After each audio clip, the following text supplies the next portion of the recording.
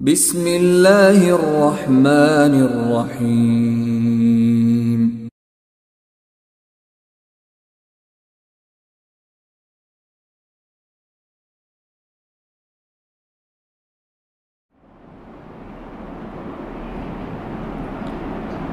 আসসালামু আলাইকুম ওয়া রাহমাতুল্লাহি ওয়া বারাকাতুহু। আলহামদুলিল্লাহি ওয়াহদাহু ওয়াসসালাতু ওয়াসসালামু আলা মান লা নাবিয়্যা বা'দাহু। আউযু বিল্লাহি মিনাশ শাইতানির রাজীম।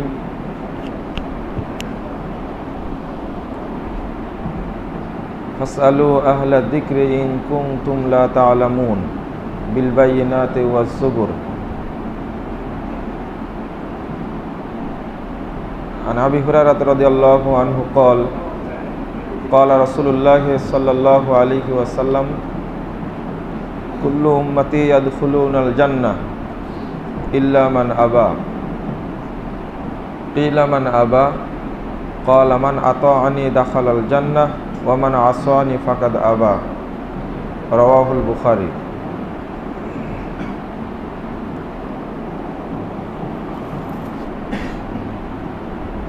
সম্মানিত মুসল্লিবৃন্দ,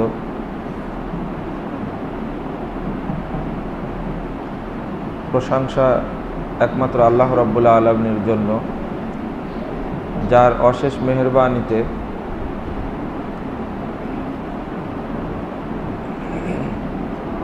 অনেক দিন পরে আপনাদের সাথে মিলিত হওয়ার সুযোগ দান করেছেন। আল্লাহ দুটি কথা বলার এবং আপনাদের শোনার সুযোগ দান করেছেন, শুকরিয়া আদায় করছি আলহামদুলিল্লাহ।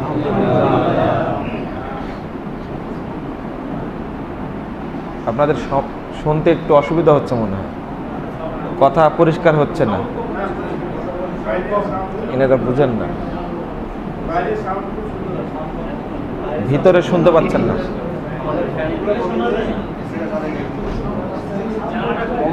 বন্ধ করে এসি চালু করে দেন।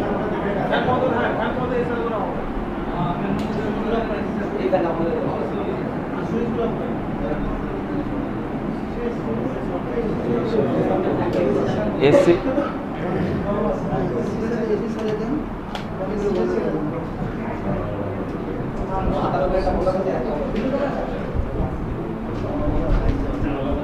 একটা বলে দেবে আরেক কথা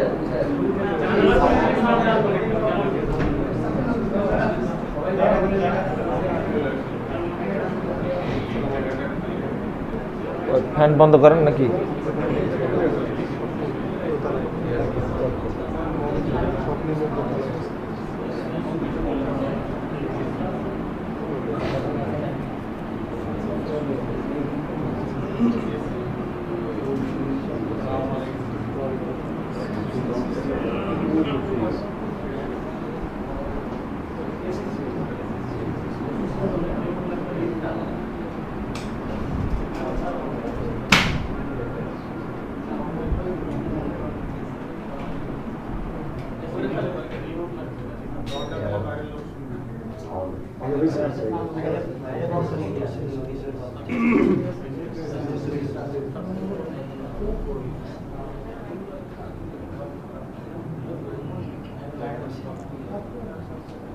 জি,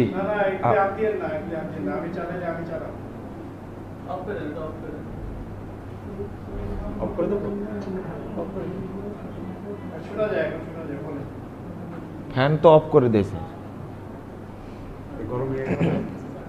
গরমে থাকা যাবে না তো, গরম পাবে। আচ্ছা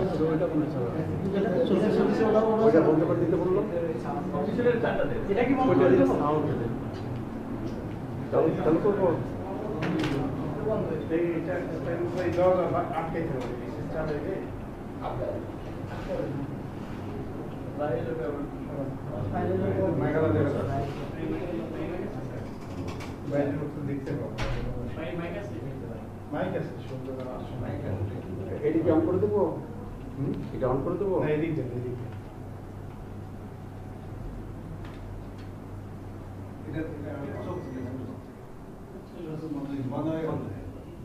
এটা ছাড়লেন কেন? এটা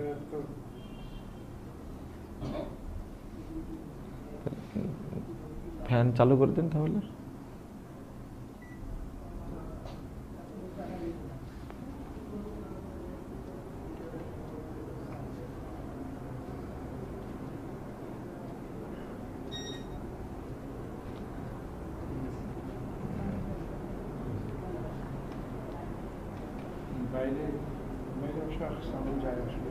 দেখতে পাবেন না তারা, দেখতে পাচ্ছে না।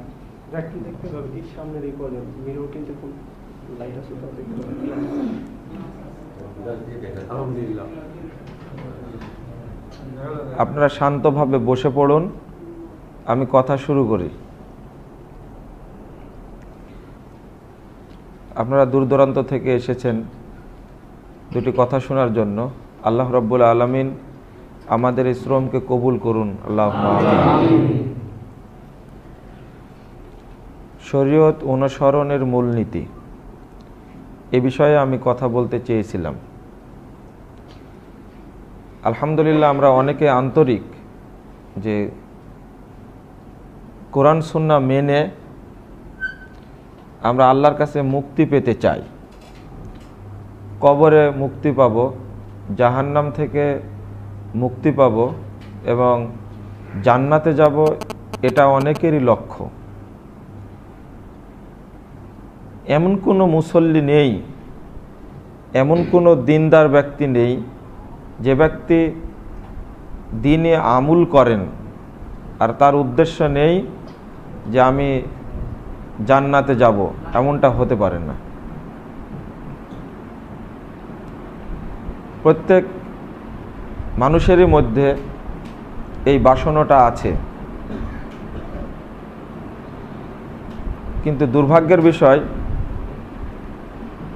তিনি কিভাবে শরীয়তের অনুসরণ করবেন এই পথটা তার জানা নেই, বা বুঝার চেষ্টা করেন না, বা কোনোদিন শুনেনও নি। আমি আপনাদের সামনে সংক্ষেপে 6টি বিষয় উল্লেখ করব ইনশাআল্লাহ। প্রথম আলোচনা করব যে কোনো আমল করতে হলে দলিল তালাশ করা জরুরি। বিনা দলিলে শারঈ কোনো আমল করা চলবে না। 2 নম্বর, দলিলটা অবশ্যই সহি হতে হবে। দলিলটি জাল, জয়ীব, দুর্বল, ভুয়া,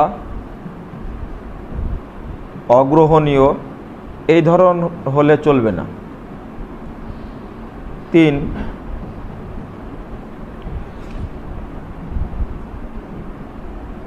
এই 2টি বিষয় যাচাই করতে গিয়ে যদি কোনো আমল ভুল প্রমাণিত হয় তাহলে নির্দ্বিধায় নিঃসংকোচে সেটা বর্জন করে সহিটা গ্রহণ করতে হবে। 4,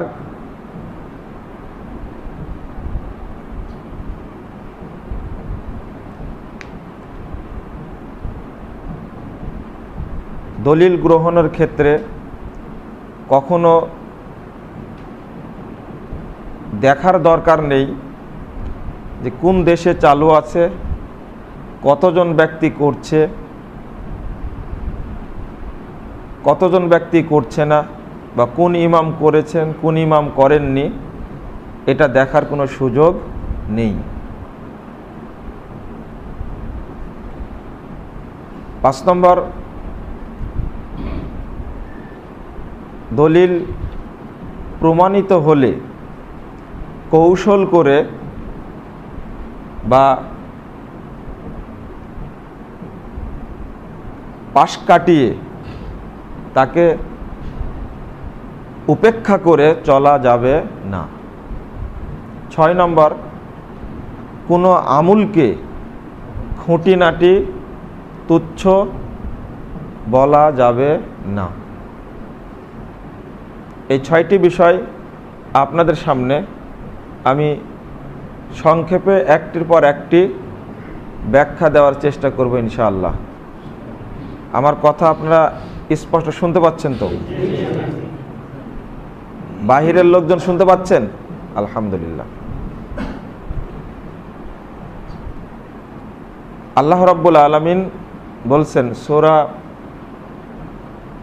মায়েদা 48 নম্বর আয়াত, ওয়ালিকুল্লিন জাআলনাকুম শিরআতাও ওয়া মিনহাজা। আমি তোমাদের প্রত্যেককে, অর্থাৎ মানুষের মধ্যে যত জাতি আল্লাহ রাব্বুল আলামিন সৃষ্টি করেছেন এবং নবী পাঠিয়েছেন, প্রত্যেককে নির্দিষ্ট নিয়ম এবং মূলনীতির উপরে প্রতিষ্ঠিত করেছেন। সূরা আহকাফ 18 নম্বর আয়াতে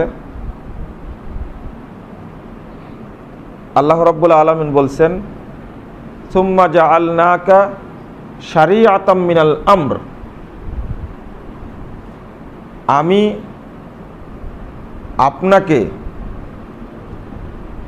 একটি নির্দিষ্ট শরীয়তের উপরে প্রতিষ্ঠিত করেছি। ফালা তাত্তাবিউ আহওয়া আল্লাযীনা লা ইয়ালামুন।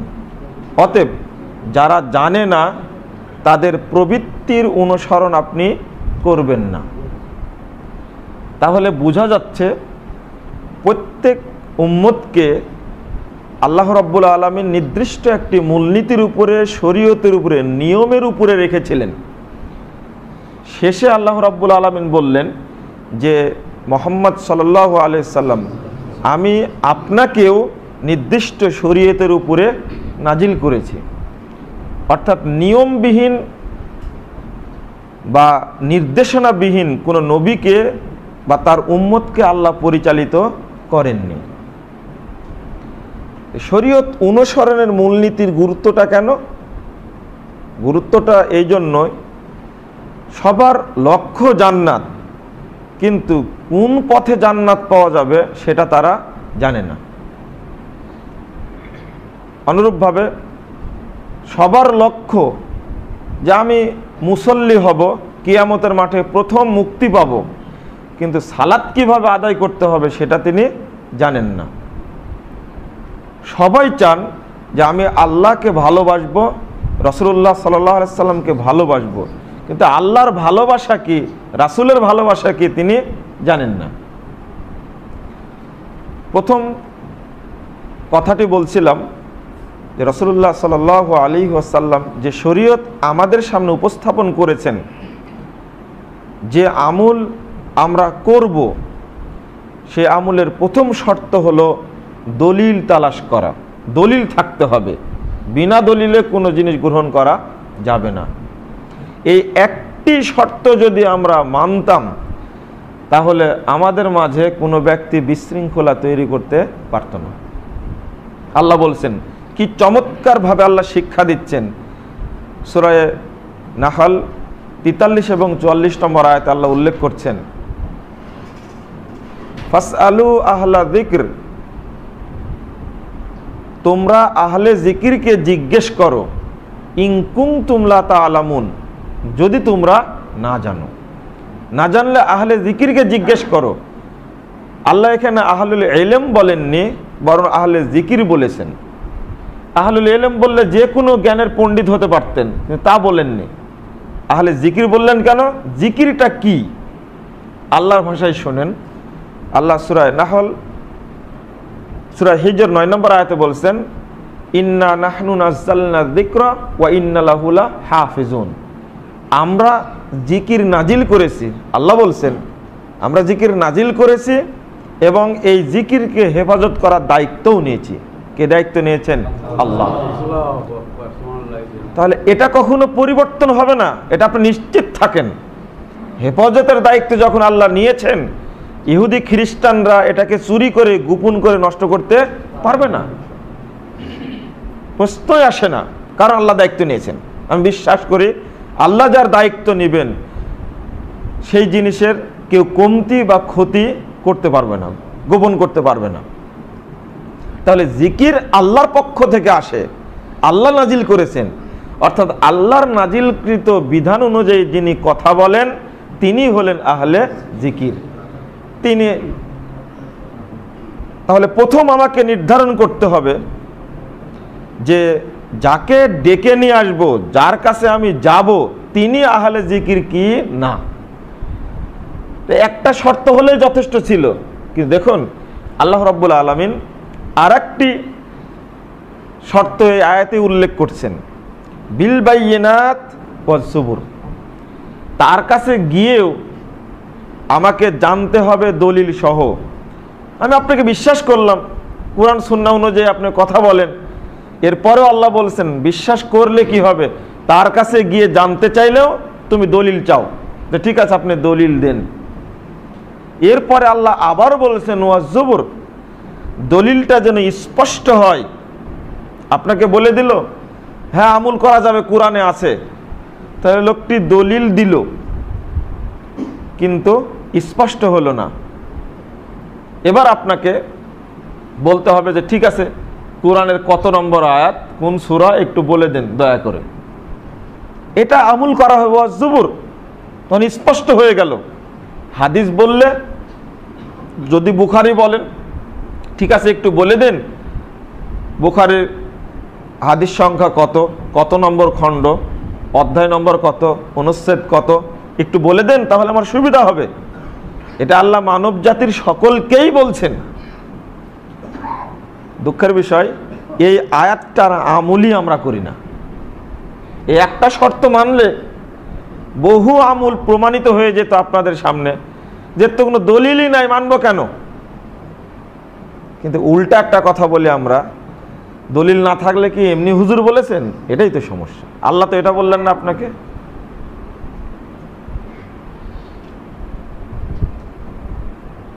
আর একটা বিষয় হলো, যখন আপনার কাছে দলিল চাই তখন আপনি যেতে বলেন হুজুরের কাছে, বা অমুক আমলের আলেমের কাছে যেতে বলেন, অমুক ব্যক্তির কাছে যেতে বলেন, কিন্তু আল্লাহ তো তা বললেন না। দলিলটা থাকতে হবে আল্লাহর পক্ষ থেকে, কুরআন সুন্নাহ থেকে দলিল দিতে হবে। এবার রাসূলুল্লাহ সাল্লাল্লাহু আলাইহি সাল্লামের কথা শুনেন। সহিহ মুসলিম 2য় খণ্ডের 77 পৃষ্ঠায় একটি হাদিস বর্ণিত হয়েছে, মূল মুসলিমের। রাসূল সাল্লাল্লাহু আলাইহি সাল্লাম বলেছেন, মান আমিলা আমালান, কেউ যদি এমন কোনো আমল করে, লাইসা আলাইহি আমরুনা, সে আমলটি করার নির্দেশ আমি মুহাম্মদ দেইনি, আমাদের পক্ষ থেকে নির্দেশ নেই, ফাহুয়া রদ্দ, ওইটা প্রত্যাখ্যাত, ওইটা বর্জনীয়। এবার যে কোনো আমল আপনার সামনে আসলো, আপনি যাচাই করেন, দলিল দিয়ে যাচাই করেন, তাহলে দেখবেন যে ফিতনা অনেকটাই কমে যাবে, ঝামেলাটা আর হবে না। উদাহরণ, ছোট একটা উদাহরণ দিয়ে তাড়াতাড়ি বুঝবেন। মেডিকেলে লেখা আছে ওষুধ খাওয়ার দোয়া, বিসমিল্লাহির রহমানির রহিম, আল্লাহ কাফি আল্লাহ মাফি শাফি, লেখা আছে। এতগুলো জ্ঞানী মানুষ চলছেন ফিরছেন, অনেকের মাথায় টুপিও আছে, কেউ কোনোদিন জিজ্ঞেস করলেন না যে ওষুধ খাওয়ার দোয়া কি এটা। তাহলে আমরা তো সবাই মূর্খ মানুষ। স্পষ্ট অন্তত একবার জিজ্ঞেস করা হতো যে ওষুধ খাওয়ার দোয়াটা যে লিখছেন, তখন একটা রেফারেন্স দিলেন না কেন? যে দেশে ইসলাম নাজিল হয়েছে ওই দেশে কোনো হাদিস কোনো স্থানে লিখলেও সেখানে একটা রেফারেন্স দেওয়া থাকে। এমনকি কাবা ঘরের একটা মিউজিয়াম আছে, জাদুঘর আছে, আপনি গেছেন কিনা জানি না, সেখানে একটা হাদিস উল্লেখ করা আছে, সে হাদিসের নিচে কোন গ্রন্থ থেকে নেওয়া হয়েছে এটা উল্লেখ করা আছে, এবং আরেকটি জিনিস উল্লেখ করা আছে যে হাদিসটি সহিহ কি না। আমাদের দেশের কিছু মানুষ, শেখ নাসিরউদ্দিন আলবানী রাহিমাহুল্লাহ, আল্লাহ তাকে জান্নাতবাসী করুন, আমিন, এইরকম একটা পণ্ডিত মানুষকে বিগত শতাব্দীর মুজাদ্দিদকে বলেন যে এটা ঘড়ির মেখার ছিল, তার কথা কেমনে গ্রহণ করি।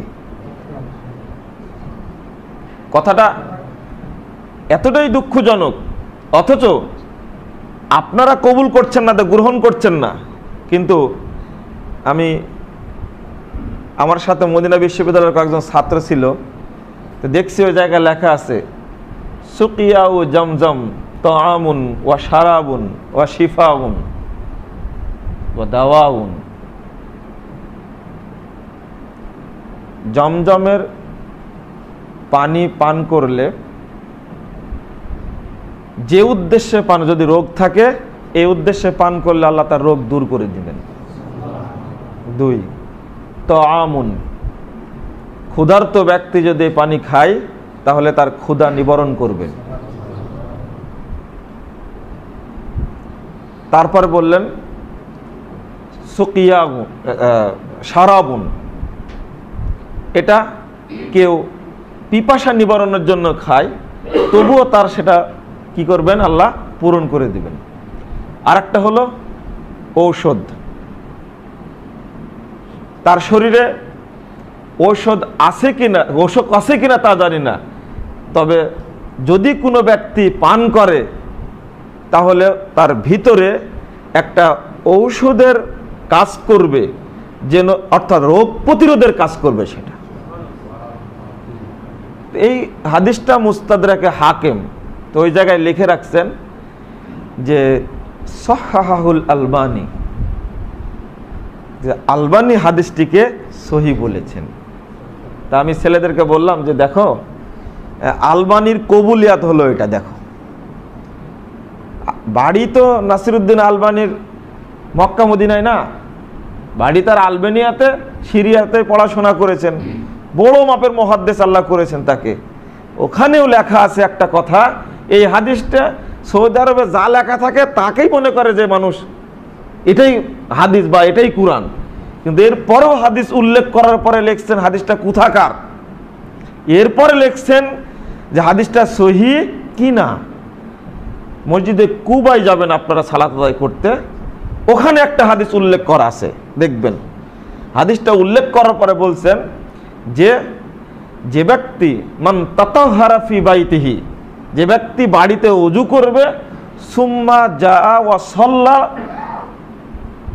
ওয়া সাল্লাল কুবা রাকাতাইন, যে ব্যক্তি বাড়িতে ওযু করে কুবাতে যাবে এবং 2 রাকাত সালাত আদায় করবে, ওই ব্যক্তি পূর্ণ একটা উমরার নেকি পাবে।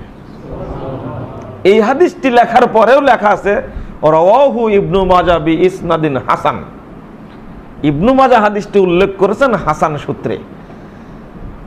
আমি বলছিলাম কথাটা গুরুত্ব, যে আপনি লিখে রাখলেন মেডিকেলে যে ওষুধ খাওয়ার দোয়া, নিচে কিছু লেখা নাই, ওই দেওয়ালে লেখা আছে দোলনা থেকে কবর পর্যন্ত এলেম শিক্ষা করো লেখা আছে, কোনো দলিল নাই, শুধু এতটুকু আছে আল হাদিস,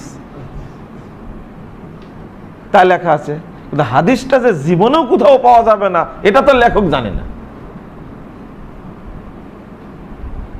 তারপরে মানে এলেম শিক্ষার প্রতি উৎসাহ দিতে গিয়ে লিখছেন যে চীন দেশে গিয়ে হলেও এলেম শিক্ষা করো, রেফারেন্সটা দেয়নি এই জায়গায়। আমি বলছিলাম তাকে দলিলটা খুঁজে বের করি।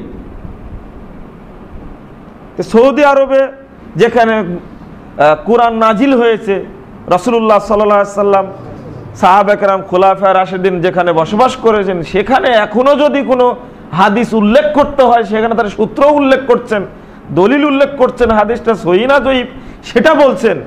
আর বাংলাদেশে তার চেয়ে উন্নত একটি দেশ যেখানে এগুলো উল্লেখ করার প্রয়োজনই হয় না, নাউজুবিল্লাহ।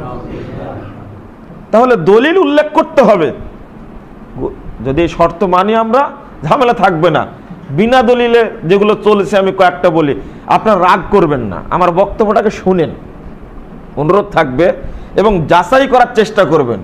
আল্লাহর ওয়াস্তে বলছি যে আপনারা একটু যাচাই করার চেষ্টা করবেন। কোনো হুজুরকে আপনারা কুরআন হাদিসের সম্পত্তির মানে মনে করে তার নামে রেজিস্ট্রি করে দেন না। কারো পৈতৃক সম্পত্তি কি এটা? না, কারো পৈতৃক সম্পত্তি নয়। সুতরাং আমাকে এটা যাচাই করার সুযোগ দিতে হবে, আমি যাচাই করব।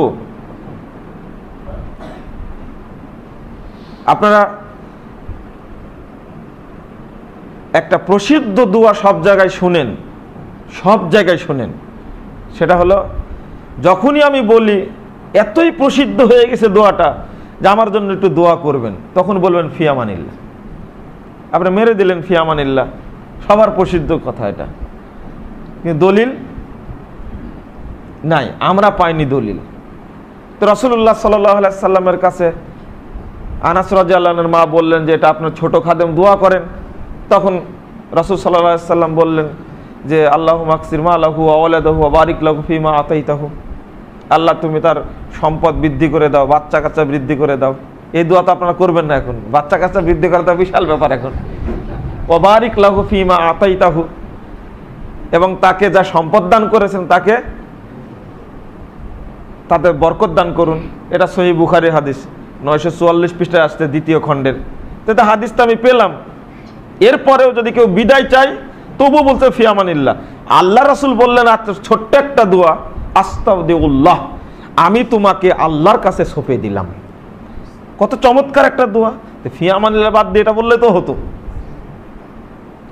তো ওইটার দলিল কেউ খুঁজবে না, জানতে চাইবে না কেউ, কিন্তু চলমান চলছে। কিন্তু সমস্যা একটা আছে, সেটা হলো এই সমস্ত আলোচনা করলেও সমস্যা। কেন বলছি? এইগুলো কি আলোচনার বিষয় হলো? আমি বলি আপনার কারণে এই সমস্যাগুলো হয়েছে। যদি আমি যা করছি সেই বিষয়টা যদি দলিল সহ করতাম ঝামেলা হতো না। আর এইগুলো নিয়ে সমস্যাটা হচ্ছে। এক, যদি দলিল না খুঁজেন, একদিকে বিনা দলিলে আমল করে পাপী হচ্ছেন, বেদাত করছেন, আর দ্বিতীয়ত একটা কাজ করছেন, সেটা হলো দলিল তালাশ না করে এই কথাগুলো বলে দলিলগুলোকে উপেক্ষা করছেন। এই উপেক্ষা করার ফলাফল ভালো না। আপনি যখন আলোচনা করবেন, পর্যালোচনা করবেন, দুটা জিনিস পাশাপাশি রাখবেন না। এটাকে এখানে সুন্নাত চালু নেই, সুন্নাতটা আমি চালু করার জন্য বলছি, তাতে আমি নেকি পাবো। গোটা দেশের মানুষই যখনই কোরআন তেলাওয়াত করছে তখনই বলছে সাদাকাল্লাহুল আযীম, বলে না? এটা মুখস্থ বলা কথা, কিন্তু দলিল জানা আপনি কেউ দলিল দিতে পারবে না। আমরা পাইনি, তাহলে চলছে কেন? আমাকে প্রশ্ন করলে উত্তর দিতে পারবো না। এরকম তো অনেক কিছুই চলছে। রাস্তার ধারে লেখা আছে একটা সুন্দর কথা, মানুষকে উৎসাহ দেওয়ার জন্য লিখছেন যে গাছ লাগান, পরিবেশ বাঁচান। নবী করিম সাল্লাল্লাহু আলাইহি ওয়াসাল্লাম নিজ হাতে গাছ লাগিয়েছেন, লেখা থাকে না? আপনারা হয়তো শহরের মানুষ এগুলো দেখতে পান না, আমরা গ্রামে গঞ্জেও ঘুরি, তো লেখা আছে রাস্তার ধারে, বড় করে লেখা আছে। অথচ এই কথাটা একবারে ভুয়া কথা। বড় একটা হাদিস যদি ওখানে লেখা থাকতো, যে ব্যক্তি গাছ লাগালো তার ফল পাখিতে খেলো বা অন্য মানুষ খেলো, অথবা কেউ পেড়ে নিয়ে গেল, অথবা ছায়াতে সে ছায়া গ্রহণ করলো, আল্লাহ রাব্বুল আলামিন তার জন্য প্রত্যেকটি সাদকা হিসাবে গ্রহণ করলেন। এটা গত কয়েকদিন আগে সহিহ মুসলিমে পড়াতে গিয়ে ছাত্রদের বললাম যে এই হাদিসটা লিখে রাখলেও মানুষ রাস্তার পাড়ে গাছ লাগা রেখে দিত এমনিতেই, কিন্তু ওই কথাটা লিখে রাখছে, তাতে অতটা প্রভাব ফেলবে না। মিথ্যা কথা দ্বারা কোনো প্রভাব হয় না।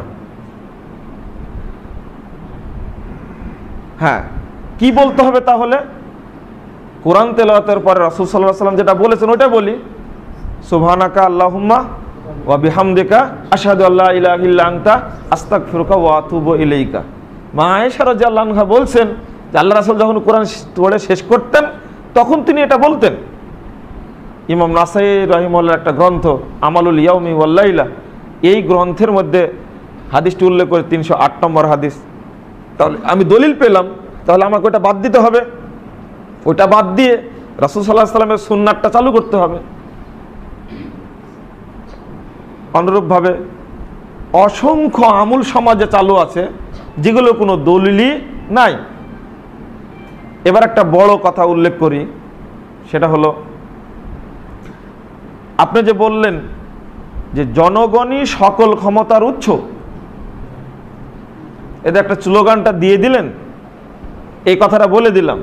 তো কোনোদিন কি ভেবেছি যে এত বড় কথা বলা যায় কিনা? সূরা বাকারা 165 নম্বর আয়াত আল্লাহ বলছেন ওয়া আন্নাল কুওয়াতা লিল্লাহি জামিআ, যাবতীয় ক্ষমতার উৎস কে? আল্লাহ।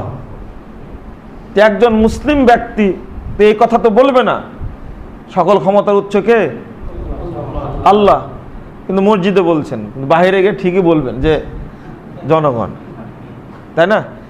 এটা তো শিরকে আকবার, এলো বড় শিরক এটা। এখন আপনাদের জানানোর জন্য বললাম, কিন্তু আপনি ব্যক্তিগতভাবে আমল করেন জিনিসটা, না বলতে পারেন আপনি ব্যক্তিগতভাবে আমল করেন, কিন্তু আপনি আমল করবেন না। আজকে খুব দাপট আপনার, কিন্তু কালকে কি দাপট থাকবে? এই একটি কথা যদি খালি আপনার মুখ দিয়ে বের হয় বা আপনি আত্মিকভাবে বিশ্বাস করেন, এই একটি কথার মাধ্যমে ইসলামী প্রতিষ্ঠা হবে, সমস্ত জাহিলি মতবাদ দূর হয়ে যাবে ইনশাআল্লাহ। থাকবে না? আপনি বিশ্বাস করেন মনে প্রাণে এটা, যে এটা আল্লাহর সঙ্গে চরম একটা মুনাফিকি। আমি তো মুসলিম, যাবে তো ক্ষমতার মালিক কে? আল্লাহ। একবার আত্মিকভাবে এটা উপস্থাপন করতে হবে। তারপরে সালাতের মধ্যে, সিয়ামের মধ্যে অনেক সমস্যা। যদি দলিলটা চাইতাম তাহলে ঝামেলা হতো না। রমাদান মাস সামনে আসছে, একজন প্রশ্নও করেছেন কে যেন, যেমন রমাদান মাসে সবাই বলবেন ইফতারের দোয়া হিসাবে বলবেন আল্লাহুম্মা সুমতুলাকা ওয়া তাওয়াক্কালতু আলা রিজক নাকি আলাইকা ওয়া তাওয়াক্কালতু আলা রিজকিকা ওয়া আফতারতু বিরহমাতিকা ইয়া আরহামার রাহিমিন। দোয়াটা সবাই পড়বেন। একজন আলেমকেও জিজ্ঞেস করতে পারেন না আপনারা যে দোয়াটা কোথায় লেখা আছে? ইফতার করার সময় যে দোয়াটা পড়বেন, যে হাদিসটি প্রচলিত আছে আল্লাহুম্মা লাকা সুমতু আলা রিজকিকা আফতারতু, আবু দাউদের হাদিস, তবে হাদিসটা জয়ীফ। আমি সাধারণ খাবারের মতো যেমন বিসমিল্লাহ বলি, বিসমিল্লাহ বলবো, পানি একটু মুখে দিয়ে বলবো জাহাবাজ জামাউ আবতাল্লাতিল উরুকু সাবাতাল আজরু ইনশাআল্লাহ। বুঝলেন কি জিনিসটা? এত বড় যে দোয়া, পেপারে, পত্রিকায়, টিভিতে, চ্যানেলে, সব জায়গায় প্রচার করা হবে। এটা ইফতারের দোয়াকে আল্লাহুম্মা সুমতুলাকা ওয়াফতারতু বিরহমাতিকা ইয়া আরহামার রাহিমিন এর দোয়া প্রচার করা হবে। তাহলে আমি চিটাগঙ্গে গিয়ে বলেছিলাম আলেমদের সামনে যে দলিলটা দেন, তবে একটা সূত্র দিয়ে যায় আপনাদেরকে, যে মোল্লা আলী কারি রহিমাহুল্লাহ বহুদিন পূর্বে 700 বছর 500 বছর পূর্বে বলে গেছেন একটা কথা, যে ইস্তারা আলা আলসিনাতিন নাস, কিন্তু মানে মানুষের মুখে মুখে দোয়াটা খুব প্রচলিত, কিন্তু তার কোনো ভিত্তি নেই। তখন ওনারা বলছেন যে মোল্লা আলী কারি তো একটা প্রসিদ্ধ হানাফি বিদ্বান, তিনি যদি এই কথাটি বলেন তাহলে তো আসলে এর কোনো ভিত্তি নাই। আলেমের অভাব আছে বাংলাদেশে? কোনো ফিতনাই হবে না যদি প্রথম সূত্রটা আমরা মানি। দলিল তালাশ করতেন রাসূলুল্লাহ সাল্লাল্লাহু আলাইহি ওয়াসাল্লাম, কথা বলে দলিল তালাশ করছেন। যেমন তিনি একদিন দাগ দিলেন, লম্বা দাগ দেওয়ার পরে বলছেন এটা হলো আল্লাহর রাস্তা। ডানে বামে দাগ দেওয়ার পরে এবার বলছেন ওহা দেখি সুবুলুন আলা কুল্লি সাবিল শয়তান, এইগুলো রাস্তা, তবে প্রত্যেক রাস্তার শয়তান বসে আছে। এবার দলিল পেশ করছেন, সূরা আনআম 153 নম্বর আয়াতটি পেশ করে বলছেন ওয়া আন্না হাযা সিরাতি মুস্তাকিমান ফাত্তাবিউহু। রাসূল সাল্লাল্লাহু আলাইহি ওয়াসাল্লামের কথা বলা দলিল পেশ করা লাগে না, এরপরে যে আপনারা শিখেন দলিল পেশ করতে হয়, তিনি শিক্ষা দিচ্ছেন এভাবে। এটা মুস্তাদে আহমদের হাদিস 4142 নম্বর হাদিস। তো এটা হাদিস দলিল পেলাম। আল্লাহ বলছেন কুল হাযিহি সাবিলি আদউ ইলাল্লাহ আলা বাসীরা, সূরা ইউসুফ 108 নম্বর আয়াত। আল্লাহ বলছেন কুল হাযিহি সাবিলি, হে মুহাম্মদ সাল্লাল্লাহু আলাইহি ওয়াসাল্লাম আপনি বলুন এটা আমার রাস্তা, আমি এবং আমার অনুসারী আল্লাহর দিকে ডাকি আলা বাসীরা, দলিল সহ। তাহলে ডাকতে হবে দলিল সহ। সাহাবা কেরাম বলতেন দলিল পেশ করো। যেমন ইবনু উমর রাদিয়াল্লাহু আনহুর কাছে গেলেন, আবু মুসাকে ডাকলেন, এটা সহিহ মুসলিমের হাদিস, 2য় খণ্ডের 210 পৃষ্ঠায় আসছে। বললেন যে আবু মুসা আমার সাথে দেখা করো তুমি। দেখা করতে গেলেন, 3 বার সালাম দিলেন, উত্তর পেলেন না, ফিরে আসলেন। পরে দেখা হলো, কি ব্যাপার আবু মুসা আমার বাসায় যাওনি কেন? তিনি বলছেন আমি গিয়েছিলাম, 3 বার সালাম দিয়েছি, উত্তর পাইনি, ফেরত চলে এসেছি। আর রাসূল সাল্লাল্লাহু আলাইহি ওয়াসাল্লাম বলেছেন 3 বার সালাম দিবা, উত্তর না পেলে ফেরত আসবা, আমি ফেরত আসছি। এই যে রাসূল সাল্লাল্লাহু আলাইহি ওয়াসাল্লাম বলেছেন, এই কথাটা বলা মাত্রই বলছেন আকিম আলাইহিল বাইয়িনা, দলিল দাও। আকিম আলাইহিল বাইয়িনা, দলিল দাও। ওয়ালা উদিয়ান্না দহরাকা ওয়া বাতনাক, না দিতে পারলে তোমার পেট পিঠ চিরে তোমাকে মেরে ফেলে দেব। এ দেখেন আকিম আলাইহিল বাইয়িনা, দলিল দাও। তো উমর রাদিয়াল্লাহু আনহুর মতো একজন ব্যক্তি, উমরের যুগে একজন সাহাবীর কাছে, আবু মুসা আশআরী রাসূলের কাছে খুব গুরুত্বপূর্ণ সাহাবী, তার কাছেও বলছেন দলিল দাও, না হলে তোমার খবর আছে। তো দলিল চাওয়ার একটা মানে অভ্যাস বা নিয়ম সাহাবীদের মধ্যে ছিল, আমাদের মধ্যে নাই। হুজুরের উপরে ছেড়ে দিয়ে, মানে হুজুরের উপরে দেয়া ভর বিসমিল্লাহ আল্লাহু আকবার, কোনো কথা নেই, ওই একটাই কথা। কেন দলিল তালাশ করতে হবে না? এই ঘটনা আমি আবার পরে উল্লেখ করব। তাহলে প্রথম সূত্র যদি এই ঝামেলাটা দূর করে দিতাম, ঝামেলাই হতো না। অনুরূপভাবে দেখেন, আপনি যখন আপনি সালাতে দাঁড়াবেন, যেমন আজকে একজন ভাই আমার সাথে খুব তর্ক করলেন, ইন্নী ওয়াজ্জাহাতু ওয়াজহিল্লাযী ফাতারাস সামাওয়াতি ওয়াল আরদ, এটা কোরআনের আয়াত, এটা আপনি পড়তে নিষেধ করছেন। কি করে তাকে বুঝাবেন যে এটা কি কোরআনে? তারা বিশ্বাস করেন? হ্যাঁ বিশ্বাস করি। তো এটা আপনি জায়নামাজে দাঁড়িয়ে পড়তে নিষেধ করলেন কেন? আমাকে বলছেন এটা যে রাসূল সাল্লাল্লাহু আলাইহি ওয়াসাল্লাম বলেননি, রাসূল না বলুক, তা আল্লাহ তো বলেছেন। আল্লাহ কি বলেছেন যে আয়াতটা তুমি জায়নামাজে দাঁড়ার সময় বলো? আল্লাহ এতটুকু না বলেন, কিন্তু আয়াত তো আপনি পড়তে নিষেধ করেন কেন? আমি ওনাকে বললাম যে মসজিদে ওঠার সময় কোন দোয়া পড়েন? আল্লাহ মাফতালি আবওয়াব রাহমাতিক, এটা পড়েন কেন? বলবেন আলিফ লাম মিম যালিকাল কিতাবুল লা রাইবা ফিহি হুদাল লিল মুত্তাকিন। তো এটা তো বলা যাবে না। কেন বলা যাবে না? কোরআন আয়াতের দাম বেশি না হাদিসের দাম বেশি? আয়াতের দাম বেশি, তো আজ থেকে এটা দোয়া পড়বেন আপনি। তখন বলছেন যে অনেক বিতর্ক, খুব দুঃখ পেলাম, মানুষ জানেই না, নিজেই জানেন যে একটা কোনো মেশিনের পার্টস এক জায়গা থেকে আরেক জায়গায় লাগালে ওটা ধরেও না, লাগেও না। আমি সোজা কথায় বুঝালাম একটা জিনিস, আচ্ছা ঠিক আছে, আপনার প্রিয় শব্দটা হলো মা। হ্যাঁ মা অবশ্যই। বেঁচে আছে? হ্যাঁ বেঁচে আছে। আপনার বাসায় থাকে না বাইরে থাকে? তো একসঙ্গে থাকে আমরা, মা আছে, ভাবি আছে, বউ আছে। এটা আজকে বাড়িতে গিয়ে প্রথম আপনার ভাবিকে মা বলে ডাক দেবেন। কেন কেন? মা যে ভালো শব্দ, ভাবিকে ডাক দিলে তো ঝামেলা বেঁধে যাবে। ঝামেলা বাঁধবে কেন? নিজের পরিবারে, একই পরিবারে বসবাস করছে, মা শব্দটা যে জায়গায় লাগাতে হবে সে জায়গায় লাগবে। যদি ওই পরিবারের মা থাকে আর ভাবিকে যদি মা বলে, তো ঝাঁটা দেয় পিটবে না? হ্যাঁ, মা তুই কাকে বলিস? নিজের পরিবারে মিলাতে পারছে না। তো ভালো জিনিসটা যে সব জায়গায় লাগানো যায় না, এটা নিজের তো একটা বোধ শক্তি থাকার দরকার। ওই জন্য বললাম যে কোরআনের আয়াতে কোনো সন্দেহ নেই, কিন্তু এটা পড়তে হবে জায়নামাজে দাঁড়িয়ে, এটা তো রাসূল সাল্লাল্লাহু আলাইহি ওয়াসাল্লাম বলেননি। এটা দলিল নাই, দলিল থাকলে পড়বো, তাতে সমস্যাটা কি আমার? আরও কেন শুধু ইন্নী ওয়াজ্জাহাতু কেন? যদি দলিল থাকতো যে সালাত পড়ার জায়নামাজে দাঁড়িয়ে আগে সূরা ইয়াসিন পড়তে হবে, তারপরে সালাত শুরু করতে, তাও করতাম, তাই না? কিন্তু দলিল তো নাই। আর এইগুলো নিয়ে গন্ডগোলটা কি হয়? বেশি হয়। তাকে দলিল আগে তালাশ করুন। আবার নিয়াতের কথায় যদি বলি, এমন একটা অদ্ভুত জিনিস সমাজে চালু করেছে, অদ্ভুত একটা জিনিস। অর্থনৈতিক ক্ষেত্রে যদি উদাহরণ দিতে যাই আপনি, তাহলে সমস্যা। অর্থনৈতিক ক্ষেত্রে কি সমাধান দিব? আপনারা ওই খাই খালাসি বাদ দিয়ে এখন শুরু করেছেন কি? কটে লিজ বাদ দিয়ে, মানে কি ওটা এগ্রিমেন্ট বলছেন, তাই না? জমি নিচ্ছেন আপনারা, দলিল কোথায় পেলেন? এটা বললেই সমস্যা।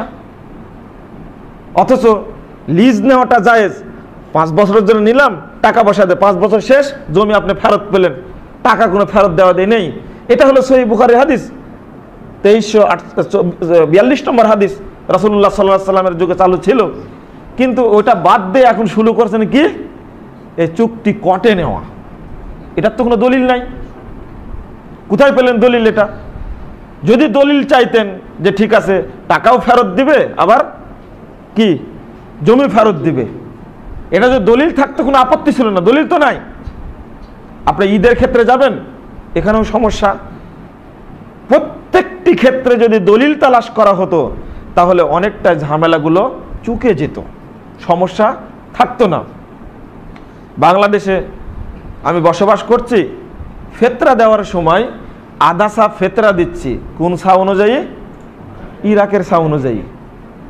অথচ হবে কার কোন সা অনুযায়ী?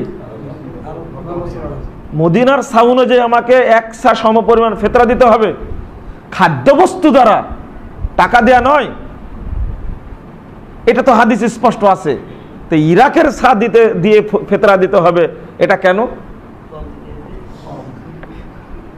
আমি সারা বছর খাচ্ছি ভাত, আর আধা সা গমের দিব ফেতরা।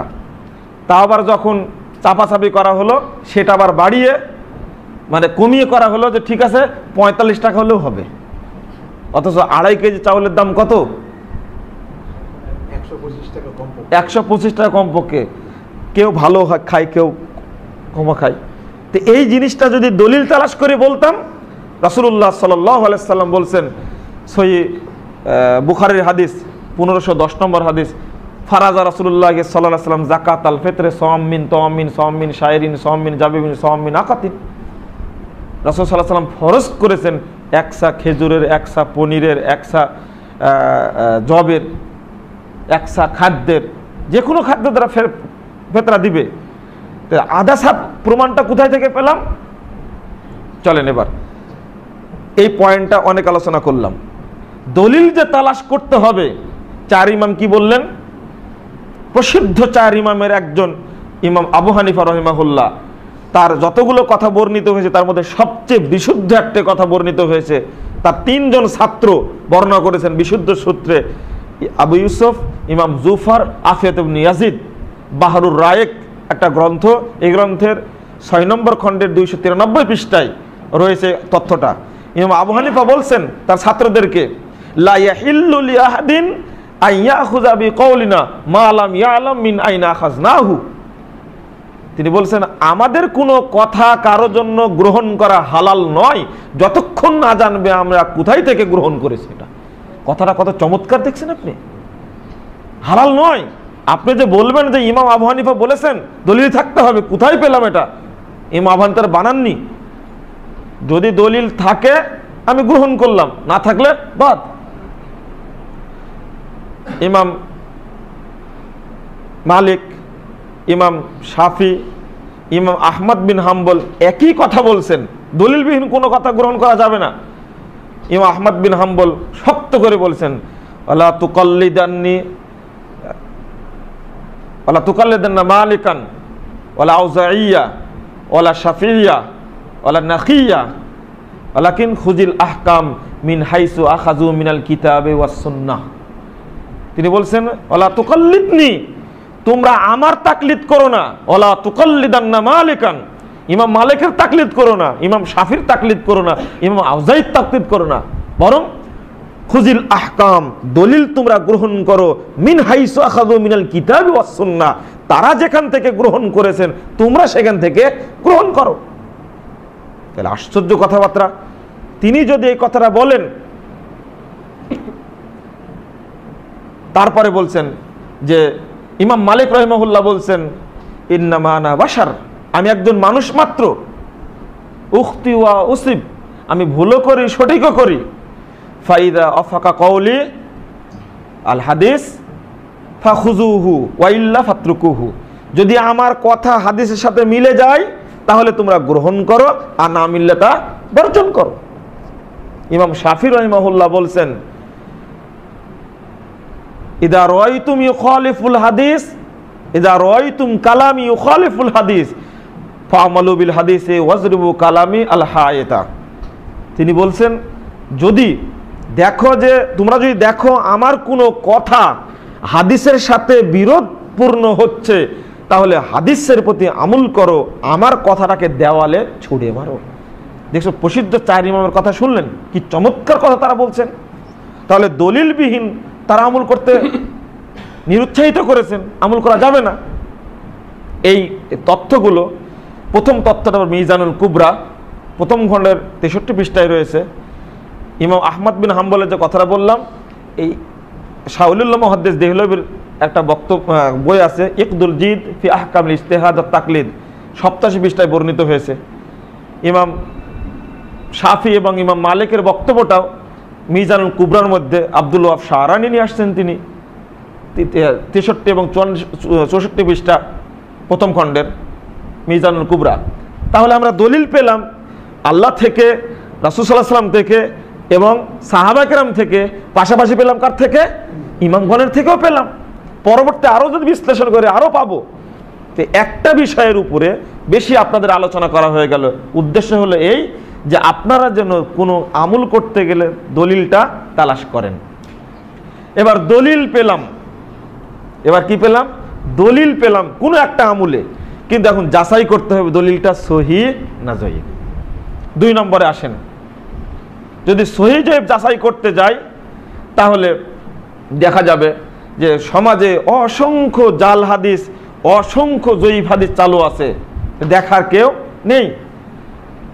আপনাকে এবং আমাকে অবশ্যই খেয়াল রাখতে হবে যে শরীয়ত মানতে গিয়ে কোনো জয়ীফ এবং জাল হাদিস যেন না ঢুকে যায়। আল্লাহ রাব্বুল আলামিন বলছেন, ইয়া আইয়ুহাল্লাযীনা আমানু ইন জাআকুম ফাসিকুম বিনাবাইন ফাতাবায়ানু আম তুসিবু কওমান বিজাহালা ফাতুসবিহু আলা মা ফাআলতুম নাদিমিন। সূরা হুজুরাত 6 নম্বর আয়াত। হে ঈমানদারগণ, যখন তোমাদের কাছে কোনো ফাসিক ব্যক্তি আসবে কোনো খবর নিয়ে, তখন তোমরা তাকে তদন্ত করো, তো যাচাই করো। তাছাড়া যাচাই ছাড়া কোনো কাজ করতে গেলে পরবর্তীতে তোমরা কি হয়ে যাবে? তোমরা নিজেরা অনুতপ্ত হবে। এই আয়াত দ্বারা মুহাদ্দিস উলামায়ে কেরাম সব হাদিসগুলো কি করেছেন? যাচাই করেছেন, কোনটা সহিহ এবং কোনটা জয়ীফ উল্লেখ করেছেন। রাসূলুল্লাহ সাল্লাল্লাহু আলাইহি ওয়াসাল্লাম, দেখেন প্রথম একটা জিনিস মনে রাখবেন যে শরীয়ত যখন বলেছি হাদিসটা জয়ীফ, জয়ীফ শব্দের অর্থ কি? দুর্বল। যখন আপনি জয়ীফ বললেন হাদিসটা, তাহলে হাদিসটা জয়ীফ হলে শরীয়তটা দুর্বল হয়ে গেল। বলছে হাদিস জয়ীফ, তবে আমল করা যাবে, বলে না? বিড়ি খাওয়া হারাম, তবে খাওয়া যাবে, কথাটা এরকম হয়ে গেল না? না, এই কথার যুক্তি নেই। আল্লাহ বলছেন যালিকাল কিতাব লা রাইবা ফিহি, লা রাইবা অর্থাৎ কোনো সন্দেহ নেই, ফিহি এর মধ্যে। প্রথমত কোরআনের কথা, এটা স্পষ্ট আপনারা জানেন। আল্লাহ বলছেন লা ইয়াতিহিল বাতিলু মিন বাইনি ইয়াদাইহি ওয়ালা মিন খালফিহি তানজিলুম মিন হাকিমিন হামিদ।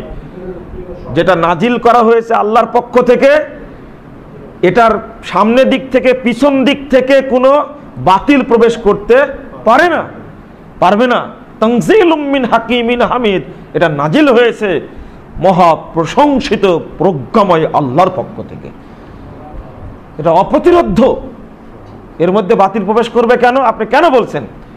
মুহাম্মদুর রাসূলুল্লাহ সাল্লাল্লাহু আলাইহি ওয়াসাল্লাম গর্জে উঠে বলছেন সাহাবীদেরকে, তোমরা তাওরাত পড়ছো আমার সামনে, ওয়াকাদ জিতুকুম বিহা বাইদান নাকিয়া, আমি তোমাদের কাছে নিয়ে এসেছি যে বিধান বাইদা, একেবারে উজ্জ্বল, একেবারে জাজল্যমান, নাকিয়া স্বচ্ছ পরিষ্কার নিষ্কলুষ বিধান নিয়ে এসেছি আমি, আর তোমরা তাওরাত পড়ছো।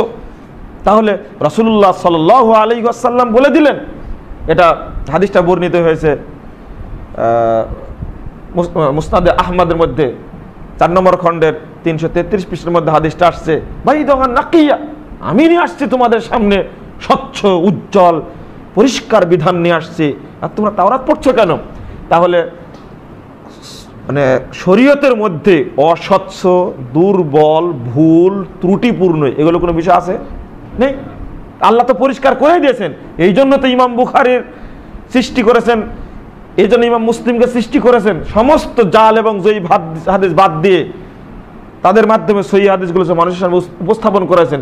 যুগে যুগে মুহাদ্দিস আসছেন, এই বিগত যুগে আসলেন শেখ নাসিরউদ্দিন আলবানী রাহিমাহুল্লাহ, যত জাল জয়ীফ জুয়া ছিল সব আলাদা করে স্পষ্ট করে দিয়ে গেলেন।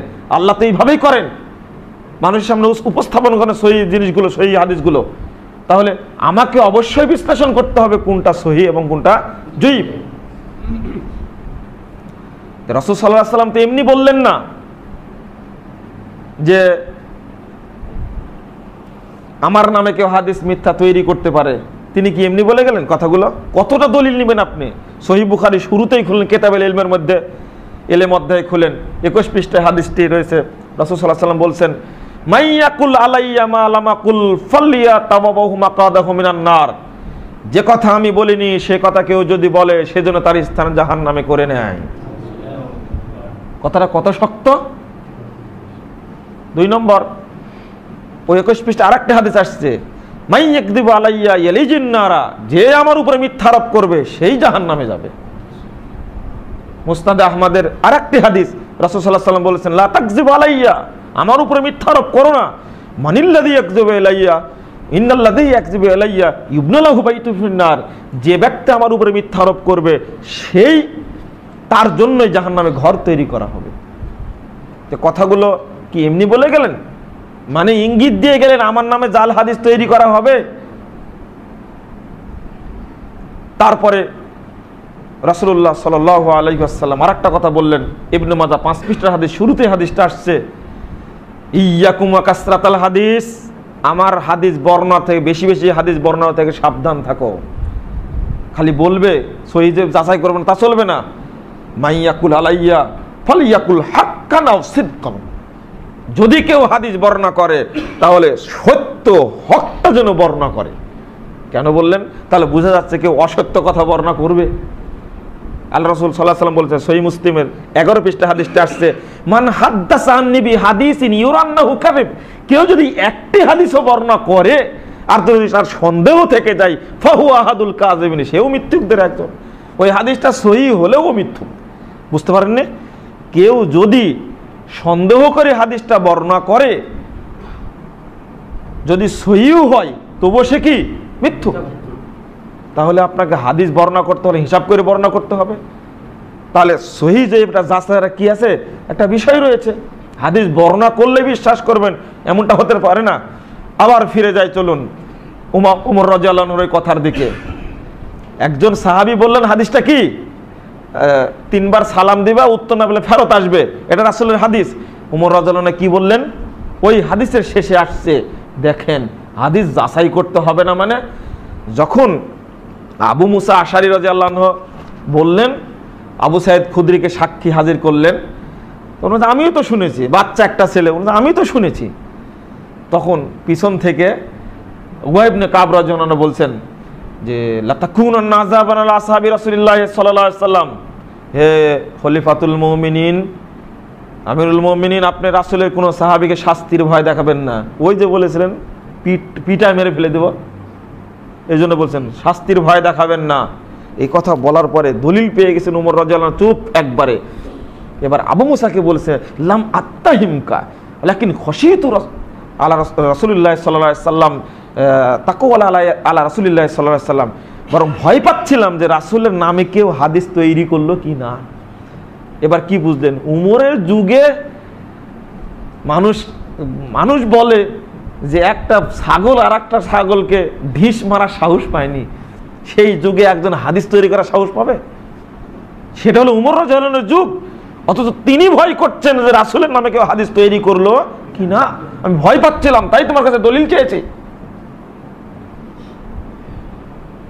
যখন আলী রাদিয়াল্লাহু আনহু বলছেন যে আমি যখন আমার কাছে কেউ হাদিস বর্ণনা করতে চাইতো, ইস্তাফলাফতুহু, আমি তার কাছে বলতাম কসম করো যেটা রাসূল বলেছেন, ফাইদা হালাফ আলী সাদ্দাকতুহু, যদি আমার কাছে কসম করতো তাহলে আমি বিশ্বাস করতাম যে হ্যাঁ রাসূলের হাদিস এটা, না হলে আমি বিশ্বাস করতাম না। যাচাই করেননি সাহাবা কেরাম? যাচাই করেছেন। আপনি কতটা দলিল নেবেন? এটা রাসূল সাল্লাল্লাহু আলাইহি ওয়াসাল্লাম বলে গেলেন, সাহাবীরা আমল করলেন। কত কড়া সাহাবা কেরাম ছিলেন হাদিসের ব্যাপারে, কাউকে ছাড় দেননি। খলিফারা ছিলেন খুব শক্ত। এরপরে আসলেন, দেখেন আপনি ইমামদের কথায় আসেন, আপনাকে হাদিস যাচাই করতেই হবে। দলিল পেয়ে গেলেন আপনি, এবার যাচাই করুন। ইমাম আবু হানিফা রাহিমাহুল্লাহ বলছেন, ইদা সাহহাল হাদিস ফাহুয়া মাযহাবি, যখন হাদিস সহিহ হবে তখন জানো সেটা কি আমার মাযহাব, সেটাই আমার মত। সেটাই আমার চলার পথ। তিনি বললেন একটা কথা। এবার আমি বিনয়ের সাথে বলতে চাই যে এই জায়গায় সহিহ জয়ীফ যাচাইয়ের বিষয়ে আপনি দেখছেন যে অনেক ক্ষেত্রেই জয়ীফ এবং জাল হাদিস চালু আছে। আপনি এই সূত্রটা খাটান, মসজিদে যে ব্যক্তি দুনিয়াবি কথা বলবে ওই ব্যক্তির মান তাকাল্লাম ফিল মসজিদ, কি যেন হাদিসটা ভুলে গেলাম, যে ব্যক্তি মসজিদে দুনিয়াবি কথা বলবে ওই ব্যক্তির 40 বছরের আমল বাতিল হয়ে যাবে। মসজিদে লেখা আছে, হাদিসটা তো পেলেন আপনি, এখন একটু যাচাই করেন হাদিসটা কোন গ্রন্থে বর্ণিত হয়েছে। এই হাদিস জাল হাদিসের গ্রন্থে ছাড়া কোথাও বর্ণিত হয়নি। যদি আপনি উল্লেখ করতে চান, সূত্র বলতে চান যে এটা কোথায় বর্ণিত হয়েছে, যখনই বর্ণনা করবে তখনই বলতে হবে যে কিতাবুল মাউজুয়াত, মানে জাল হাদিসের গ্রন্থ এটা। অথবা বলতে হবে আল আসারুল মারফুয়া ফিল আখবারিল মাউজুয়া, মানে জাল হাদিসের গ্রন্থ এটাও একটা। অথবা বলতে হবে কি আপনার বলতে হবে আল মাউজুয়াত, এটা একটা গ্রন্থ বলতেই হবে আপনাকে, মানে এটা জাল হাদিসের গ্রন্থ ছাড়া কোথাও বর্ণনা পাওয়া যাবে না। এটা একটা মিথ্যা, এটা জাল হাদিস একটা চালু রেখেছে। আবার অনেকে বলে হাদিস কি আবার জাল হয়, আর একটা বিপদ একটা, হাদিস জাল হয় না। এতগুলো হাদিস রাসূল সাল্লাল্লাহু আলাইহি ওয়াসাল্লাম বলে গেলেন আমার নাম মিথ্যারোপ করবে, মিথ্যারোপ করবে, মিথ্যারোপ করবে, তোমরা সাবধান থাকো।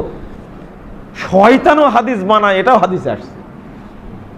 শয়তান যে হাদিস তৈরি করে ওই হাদিস কি সহিহ হয় না? প্রশ্নই আসে না।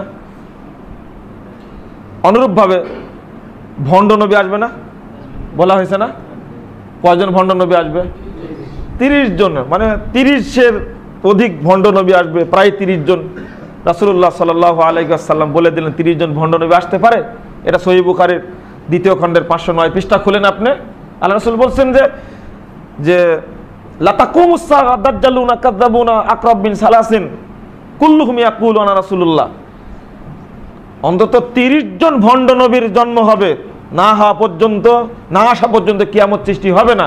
এটা কার বাণী? রাসূল সাল্লাল্লাহু আলাইহি ওয়াসাল্লামের বাণী। যদি তাই হয় তাহলে আপনি একটু ভেবে দেখেন যে এই ভণ্ড নবী যেগুলো বলবে এদের হাদিস কি সহিহ হবে না জাল হবে? হাদিস তো জাল হবেই। অতএব এই কথা বলবেন না আপনারা যে হাদিস জাল হয় না। জাল হয় না মানে কি? জাল হাদিস উল্লেখ করেছেন এবং এই জাল হাদিসটাকে সহি করার জন্য আবার মূলনীতিও তৈরি করেছেন। আজকে মোহাম্মদপুর মসজিদে বলতে চেয়েছিলাম যে মূলনীতি কাকে বলে। আল মুজতাহিদ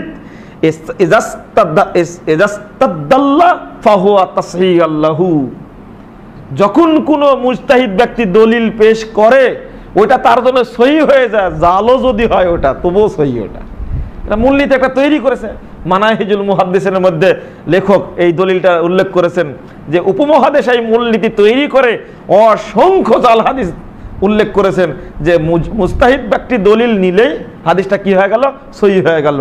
ওটা যদিও জাল হয়, এটা কি সহ্য করা যায়? এটার মূলনীতি তৈরি করেছে।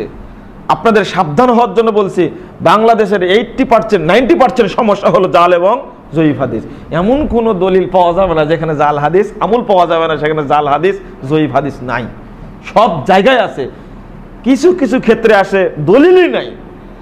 থাকলে বলতাম যে এটা জাল হাদিস, দলিলই নাই তো কি বলবো? বুঝেননি? তাহলে আপনাকে অবশ্যই সচেতন থাকতে হবে, হাদিস সহিহ না জয়ীফ খেয়াল রাখতে হবে। এখন আল্লাহু আকবার বলে আমি হাত বাঁধবো কোথায়? একটা উদাহরণ দিই আপনাদেরকে। এখন বুকে বাঁধবো না নাভির নিচে বাঁধবো? হাদিস পেয়ে গেলাম, দুইটাই আছে, নাভির নিচেও আছে, বুকের উপরেও আছে। তাহলে দলিল তো পাচ্ছি। আবু দাউদের হাদিস, নাভির নিচে হাত বাঁধা আছে, বুকের উপরে হাত বাঁধার আছে। সহিহ বুখারীর হাদিস বুকের উপর বাঁধা, ইবনে হিব্বানের হাদিস বুকের উপর হাত বাঁধা। এখন দলিল তো পেলাম, তাহলে দলিল পাওয়ার শর্তটা পূরণ হলো। এবার দ্বিতীয় শর্ত প্রয়োগ করব কি? সহিহ না জয়ীফ। পেশ করতে গিয়ে দেখলাম যিনি হাদিস সংগ্রহ করেছেন ইমাম আবু দাউদ রাহিমাহুল্লাহ, তিনি বলছেন নাভির নিচে হাদিস কি জয়ীফ। তাহলে ওখান থেকে শেষ। আমি মাঝে মাঝে বলি কথাটা যে আরব সাগর পার হয়ে বাংলাদেশে আসলো কি করে এটা? কারণ ইমাম আবু দাউদ 202-এ জন্ম, মৃত্যু হয় 275 হিজরিতে। 275 হিজরি ঝামেলা শেষ। আর আজকে কত হিজরি চলছে? 1437 চলছে। তাহলে এতদিন কি করে বেঁচে থাকলো এটা আমার বুঝেই আসে না। এই হাদিস নাভির নিচে হাত বাঁধার হাদিস যে জয়ীফ, এটাকে আমাকে বলতে হবে? বলার প্রয়োজন নাই। যিনি সংগ্রহ করেছেন 2টা হাদিস তিনি বলছেন হাদিস জয়ীফ। এক খুব গুরুত্বপূর্ণ বিষয় হলো, বাংলাদেশে জয়ীফ হাদিসগুলোকে আমল করার জন্য খুব কৌশল খাটাইছে। সেটা হলো কি, সিয়া সাত্তা বানা দিছে। ভাষাটা সিয়া আসিহা আসিত্তা, অর্থাৎ 6খান সহি কিতাব। কোথায় পেলাম এটা? আশ্চর্যজনক ব্যাপার একটা দেখেন, কিভাবে একটা তথ্য সন্ত্রাস যাকে বলা হয়, এটা তথ্য সন্ত্রাস। অর্থাৎ সহিহাইন বুখারী মুসলিম হলো সহি, আর বাকি 4টা কিতাব হলো সুনানে আরবা, সুনান। মুহাদ্দিসগণ নিজেরাই উল্লেখ করে গেছেন, বুখারীর নাম ইমাম বুখারী রাহিমাহুল্লাহ সহি বলে উল্লেখ করেছেন, ইমাম মুসলিম সহি বলে উল্লেখ করেছেন, বাকি 4জন ইমাম সহি বলেননি। কারণ হলো এই বাকি 4টা কিতাবে 3152টি জয়ীফ এবং জাল হাদিস, 3000। দেখা গেল যে সব ধরনের আমল এখানে আছে, সুতরাং একে সিয়াসাত্তা বানা দাও, তাহলে দেখো মানুষ সবই মনে করবে। এবং 80% বাংলাদেশের মানুষ জানে, মুসলিমরা 90% মানুষ জানে যে এগুলো তো সবগুলো সহি, নামই হলো সিয়াসাত্তা। এই তথ্য সন্ত্রাসটা বেরিয়ে গেল। অথচ ইমাম তিরমিজি হাদিস বর্ণনা করে নিজেই বলছেন হাদিসটি জাল, বলেন হাদিস কি সহি হবে? এটা এক অদ্ভুত একটা কথা। ইমাম আবু দাউদ হাদিস বর্ণনা করে বলছেন হাদিসটি জাল। ইমাম তিরমিজি হাদিস বর্ণনা করে বহু জায়গায় বলেছেন, যেমন সূরা ইয়াসিন একবার পড়লে 10 খতমের সওয়াব পাওয়া যায়। হাদিসটা যে মুনকার হাদিস ইমাম তিরমিজি নিজেই বলে গেছেন। এবার কি তিরমিজির সব হাদিস সহি হলো? আশ্চর্য। এই আলোচনাগুলো নেই, মানুষ বুঝেও না, আর যা বলে সেটা মানে। দুঃখের বিষয় হলো এটা যে জাল হাদিস জয়ীফ হাদিস বাদ দিন, তিরমিজির মধ্যে আসছে 832টা জয়ীফ এবং জাল, 832টা। ইবনু মাজার মধ্যে আসছে 876টা, নাসাইর মধ্যে আসছে 390টা, আর আবু দাউদের মধ্যে আসছে 1054টা। সব মিলে হিসাব করেন, এটা আল্লামানি রাহিমাহুল্লাহর গুনাহ না? তাহলে আমরা যখন পেয়ে গেলাম, আমি সিয়াসাত্তা আবার বলি কি করে 6খান সহি? আপনি বলতে পারেন সর্বদা কুতুবে সিত্তা, যেটা মুহাদ্দিসগণ বলেছেন। এখানে একটা গুরুত্বপূর্ণ কথা আপনাকে বলবো, সেটা হলো এখন ওই নিজেরাই মুহাদ্দিস সেজে একটা হাদিসকে, সহি হাদিসকে জাল বানা দিচ্ছে। আবার একটা জাল হাদিসকে বলছে একেবারে কঠিনভাবে সহি। এটা নিজে নিজে মুহাদ্দিস সেজেছে। কেন এটা? আপনাদের মাথায় আলোচনা ঢুকছে কিনা খুব ভারী হয়ে যাচ্ছে মনে হয়, আল্লাহ পাক ভালো জানেন। না কষ্টও পাচ্ছেন মনে হয় একটু? দেখেন কিছুটা আপনারা বুঝেন ভাই। হ্যাঁ, আমি শুধু বললে তো হবে না, আপনাদেরও বুঝতে হবে কিছুটা হলেও, নাহলে এটা পেঁচাল পাড়ি কোনো লাভ নাই। আমিও কষ্ট পাই যদি আপনারা না বুঝেন, তবে চেষ্টা করে বোঝানোর। দেখেন একটা জিনিস, একজন মুহাদ্দিস সেজে নিজে নিজেই যে হাদিসকে বড় বড় মুহাদ্দিস পৃথিবীর যারা স্বীকৃত মুহাদ্দিস পৃথিবীতে যাদের আল্লাহ কবুল করেছেন, যে হাদিসকে তারা সহি বলছেন, আর আপনার যে একজন ব্যক্তি মুরগির কুঠি পাহারা দিচ্ছে বসে বসে, ওই হাদিসকে বলছে এই হাদিস জাল। তাকে কেউ চিনেও না, হাদিসের সনদই বুঝে নাও, উসুলে হাদিস বুঝাই না, আর তিনি বলছেন কি হাদিসটা জাল।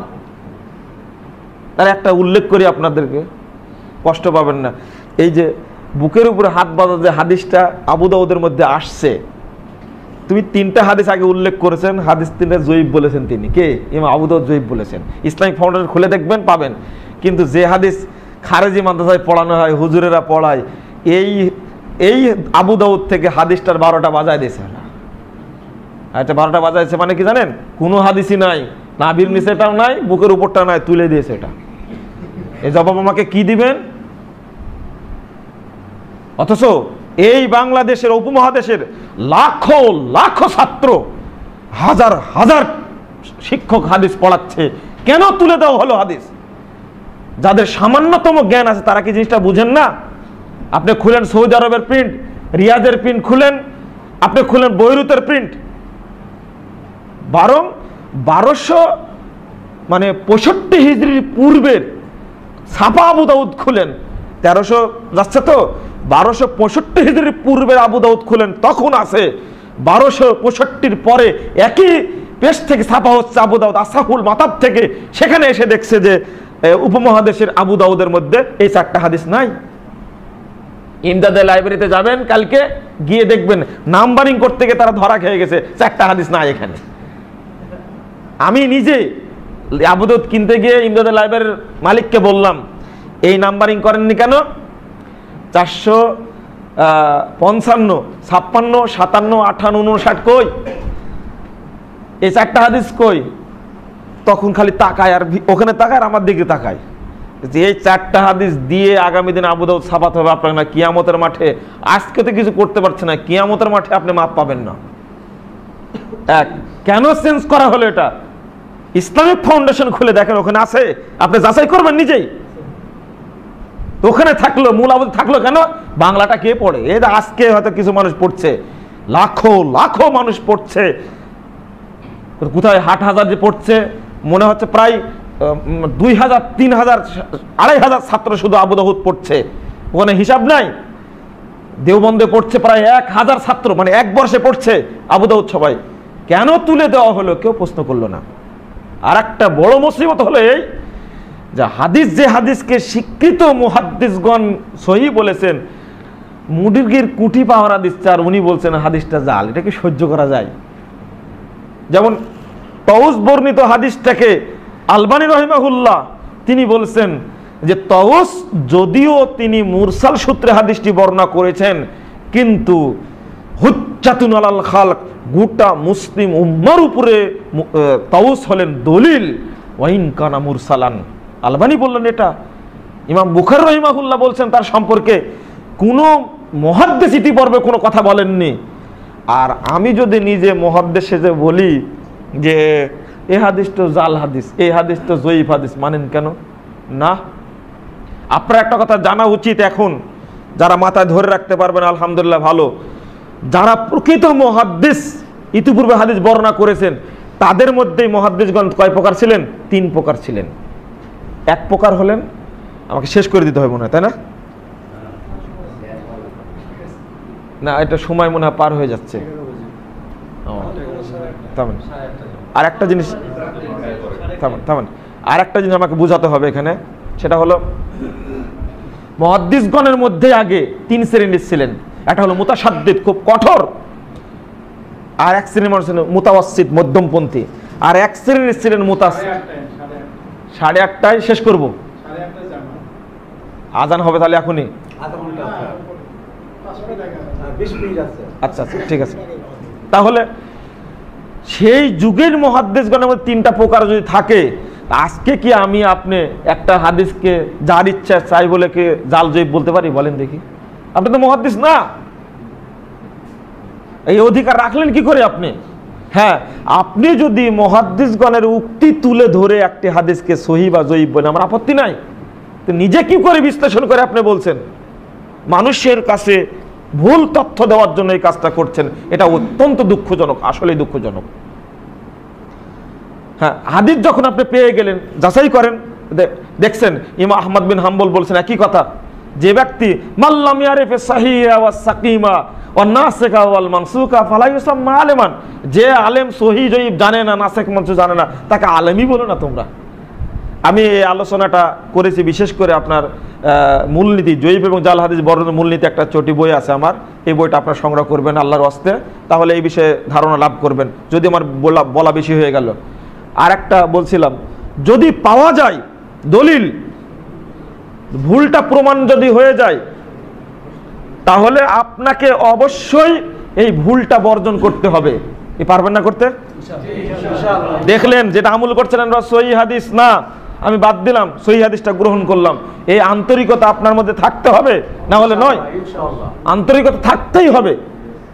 আর যদি মানে শুদ্ধ করে নেন, আর যদি বলেন যে আগের আলেমগণ কি কম জানতেন, এটা তো সমস্যা হয়ে গেল।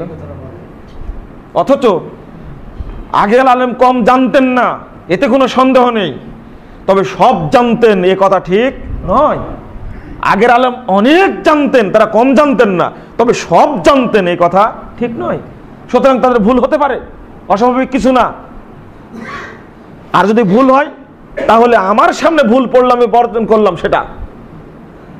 আল্লাহ রাসূল সাল্লাল্লাহু আলাইহি সাল্লাম বলেছেন, কুল্লু ইবনে আদম খাত্তাউন ওয়া খায়রুল খাত্তাইন আত-তাওয়াবুন। তিরমিজির হাদিস ৭৬ পৃষ্ঠায় আসছে। রাসূল সাল্লাল্লাহু আলাইহি সাল্লাম বলেছেন, আদম সন্তান প্রত্যেকেই ভুল করবে, আর ভুল থেকে যে ব্যক্তি তওবা করবে, ফিরে আসবে, সেই হলো শ্রেষ্ঠ বান্দা। আলহামদুলিল্লাহ।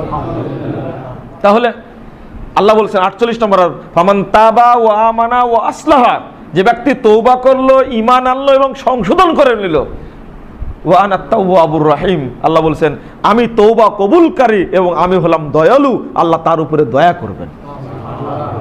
ফালা, আরেকটা আয়াত আসছে, ফালা খাউফুন আলাইহিম ওয়ালা হুম ইয়াহজানুন, তার দুনিয়াতে ভয় নাই, পরকালে তার চিন্তাও নেই, যারা সংশোধন করে নেবে। আল্লাহ বলছেন ফামান তাবা ওয়া আমিলা আমালান সালিহা ফাউলাইকা ইউবাদদিলুল্লাহু সাইয়্যাতিহিম হাসানাত, সূরা ফুরকান ৭০ নম্বর আয়াত। যে ব্যক্তি তওবা করলো, ভুল সংশোধন করলো, আমল করলো, সঠিক আমল, আমি আল্লাহ তার সমস্ত পাপগুলোকে নেকিতে পরিণত করে দিলাম। কেউ কেউ মনে করছে বয়স তো আমার ৭০ বছর, এখন আমি শুদ্ধ করে কি লাভ করব, সুতরাং যা করছি তাই করে যাব। এটা কথা হলো? অতএব এটা যেন না হয়, আপনাকে সচেতন থাকতে হবে অবশ্যই। আমি কি বুঝাতে পারলাম জিনিসটা? ভুল করেছি, বাদ দিলাম, হাদিসটা জয়ীফ ছিল, জাল ছিল, বাদ দিয়েছি, আমি সহিহ আমল করব, শেষ আপনার দায়িত্ব।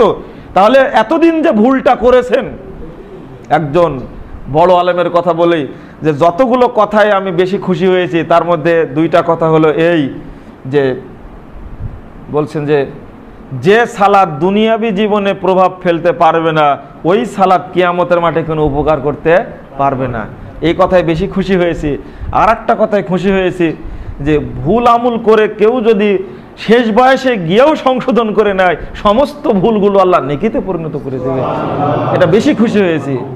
এজন্য উনি বড় করে একটা শিরোনাম লিখেছেন আমার কাছে লেখা পত্রে, ভুল সংশোধনে সফলতা আছে, ব্যর্থতা নেই, লজ্জারও কিছু নেই। আমি জিজ্ঞেস করলাম যে ১ বছর আগের পত্র পেয়ে গেলাম একটু দেরিতে, সাক্ষাৎ হলো অনেক দেরিতে। আমি বললাম যে আপনি এই কথা লিখেছেন অনেক বড় করে, কলমটা অনেকবার তার উপরে চালাইছেন। বলছেন যে আমি বারবার কলমটা ঘষেছি বড় করে, যেন মানুষের চোখে ধরা পড়ে, আর ওইটা যেন তুমি বড় করে উপস্থাপন করো শিরোনাম পত্রের, ভুল সংশোধনে সফলতা আছে, ব্যর্থতা নেই, লজ্জারও কিছু নেই। আল্লাহু আকবার। আমি এই শিরোনামটা পড়ে হতবাক হয়ে গেছি। জগতের বহু আলেম রয়েছে, তাদের মধ্যে অহংকারের শেষ নেই, ভুল হলে কখনো সংশোধন করবে না।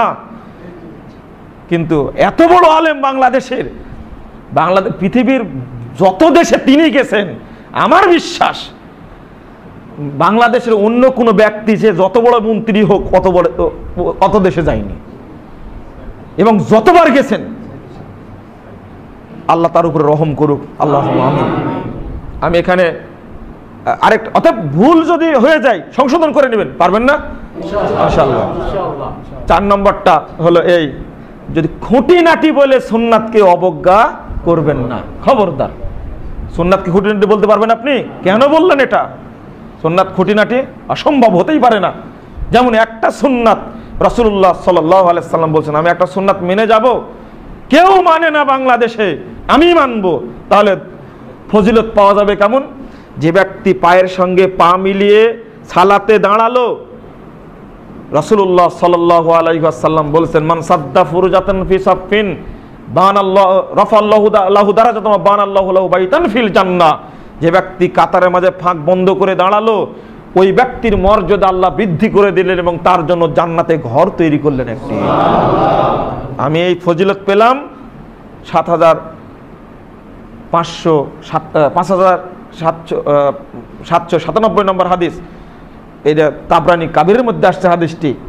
রাসূল সাল্লাল্লাহু আলবানী সহিহ বলছেন হাদিসটিকে, আমি হাদিস পেলাম, কেউ মানে না, আমি ধৈর্য ধারণ করে আমি মানলাম, আরেকটি ফজিলত পাবো। তাবরানী কাবির 10240 নম্বর হাদিসের মধ্যে আসছে, মিন্না মিন ওয়ারাইকুম জামানা সাবরিন, তোমাদের পরে একটা ধৈর্যের যুগ আসবে। লিল মুতামাসসিকি ফীহি, ওই ধৈর্যের যুগে যে ব্যক্তি আমার সুন্নাতকে শক্ত করে ধরে থাকবে, ফালাহু আজরু 50 শাহীদান, ওই ব্যক্তির জন্য 50 জন শহীদের মর্যাদা রয়েছে। কেন আমি মানবো না? খুঁটিনাটি বললেন কেন আপনি? টাকনু নিচে কাপড় পরা এটাও খুঁটিনাটি বিষয়, দাড়ি কেটে ঝাঁটা করা এটাও খুঁটিনাটি বিষয়, হাত কোথায় বাঁধবেন এটাও খুঁটিনাটি বিষয়, আল্লাহ কোথায় আছে এটা বলাও খুঁটিনাটি বিষয়, নবী নূরের তৈরি না মাটির তৈরি এটাও খুঁটিনাটি বিষয়। আপনার কাছে বড় বিষয় কোনটা? আমি তো চিনলাম না। পাশ্চাত্যে রচিত বস্তাপতা এই সমস্ত জঘন্য মতবাদ হলো শিরকি মতবাদ, এর বিরুদ্ধে বলাটা হলো খুঁটিনাটি। আমি বলবো শিরিকের বিরুদ্ধে যখন বলছি, মাজার পূজা, কবর পূজা, খাম্বা পূজা এগুলো হলো শিরিক, তখন একেও বলছেন আপনি খুঁটিনাটি। বড় কোনটা এটা তো আমার বুঝে আসে না। সাহাবা কেরাম যে সুন্নাত আমল করে তাদের জীবদ্দশাতেই তারা জান্নাতের টিকিট পেয়েছেন, একটা বেলালের মতো একজন নিম্ন শ্রেণীর জাতি, দেখতে চ্যাপ্টা, কালো, কুৎসিত, তার কেউ মূল্য দেয়নি, যে সুন্নাত আমল করে রাসূল সাল্লাল্লাহু আলাইহি ওয়াসাল্লামের মুখে একাধিকবার শুনেছে যে বেলাল আমি তোমাকে জান্নাতে আমার সামনে দিয়ে হাঁটতে দেখতে পাই। ওই সুন্নাত আজকে মেনে চলবে, ছোট হোক আর বড় হোক, আপনার বলার অধিকার নেই। সুন্নাতকে খুঁটিনাটি বলেন মানে তাহলে ছোটখাটো বিষয়। মুজাফফর বিন মুহসিন পিস টিভির আলোচক আর এইগুলো বিষয় নিয়ে আলোচনা করে। রাসূল সাল্লাল্লাহু আলাইহি ওয়াসাল্লাম বলছেন, যখনই বলবো আপনাকে সালাত শুদ্ধভাবে আদায় করেন, তখন বলবেন কি, যারা নামাজ পড়ে না তাদের নিয়ে কথা নাই, যারা সালাত পড়ে তাদের পিছনে লেগে গেছে। যারা সালাত পড়ে না তাকে আমি গুনবই না, আমি গুনি না তাকে, আমি তো ওই ভাইকে গুনি যে ব্যক্তি সালাত আদায় করে, শুদ্ধ হচ্ছে কিনা সেটা দেখি আমি। অতএব আমি বলবোই সাহাবা কেরাম সালাতের ভুল ধরেছেন, সালাত সবচেয়ে গুরুত্বপূর্ণ ইবাদত। অতএব আপনারা একটু মানে আমি কথা প্রশ্ন উত্তর হবে এটা আগে বলেননি কেন? তাহলে কথা সংক্ষেপ করে দিতাম। আপনারা তাহলে এসা সালাতের পরে থাকবেন? থাকবেন না, থামেন থামেন। আর একটা বিষয় আমি শেষ করে দিই বিষয়টা, অর্থাৎ খুঁটিনাটি বলবেন না। রাসূল সাল্লাল্লাহু আলাইহি ওয়াসাল্লাম বলছেন যে ইদা ওয়াফাকা তামিনাহু তামিনুল মালাইকা গুফিরা লাহু মা তাকাদ্দামা মিন যামবি। আমি আগে বলছিলাম বাংলাদেশ থেকে সুন্নাত উঠে যাচ্ছে, আমি সুন্নাতকে শক্ত করে ধরে থাকবো, তখন আপনি নেকি পাবেন না? আলবানীকে রহিমাহুল্লাহ তিনি ব্যাখ্যা করেছেন হাদিসটা, 50 জন শহীদের মর্যাদা পাবে কেন একটা সুন্নাতকে আঁকড়ে ধরে থাকলে। তিনি বলছেন রাসূল সাল্লাল্লাহু আলাইহি ওয়াসাল্লামের সময় সাহাবায়ে কেরাম সুন্নাত মেনেছেন, রাসূলকে দেখে, জিবরিলকে দেখে, ওহী নাজিল দেখেছেন, মুজিজা দেখেছেন, দেখে আমল করেছেন। আর এই যুগে ধৈর্য সহকারে সুন্নাত মানছে, রাসূলকে দেখেনি, জিবরিলকে দেখেনি, ওহী নাজিল হওয়া দেখেনি, মুজিজা দেখেনি, এই জন্য আল্লাহ তাকে মর্যাদা দান করবেন। আমরা কেন মানতে পারবো না? আজ থেকে শুনে রাখুন, সুন্নাতের রক্ষক আপনারাই, আপনারা মানবেন। মনে করবেন না পৃথিবীর অন্য লোকেরা সুন্নাত মেনে সুন্নাতকে হেফাজত করবে, তারা করবে না, প্রশ্ন আসে না। আপনাকে শক্ত হতে হবে, দলিল সহ মানুন, ভয় করার দরকার নেই। আর একটা গুরুত্বপূর্ণ বিষয় পয়েন্ট ছিল, সেটা হলো ওই কৌশলে, এটা হলো 5 নম্বর। 5 নম্বরটা ছিল যে হকটা মানতে হবে, দলিল পেয়ে গেলে মানতে হবে। কোন ইমাম করলো আর কোন ইমাম করলো না, কোন দেশে চালু আছে আর কোন দেশে চালু না, সেটা দেখা যাবে না। কে কত বড় বিদ্বান, কে কত বড় আলেম, করলো কি করলো না। শরীয়ত, জ্ঞান, বয়স, যুগ, দেশ কাউকে, ডিগ্রি কাউকে তোয়াক্কা করে না। তার বাস্তব প্রমাণ হলো উমর রাদিয়াল্লাহু আনহুর হাদিস। আপনি যদি বলছি গিয়ে চাচা আপনি যে দাড়িতে কালো কলপ লাগিয়েছেন, মাথার চুলে যে কালো কলপ দিয়েছেন, এটা তো সুন্নাত বিরোধী, বলা মাত্র এক ঝাড়ি। বেয়াদব, কোন ক্লাসে পড়িস? আশ্চর্য, এটা তো হাদিস বাবারে।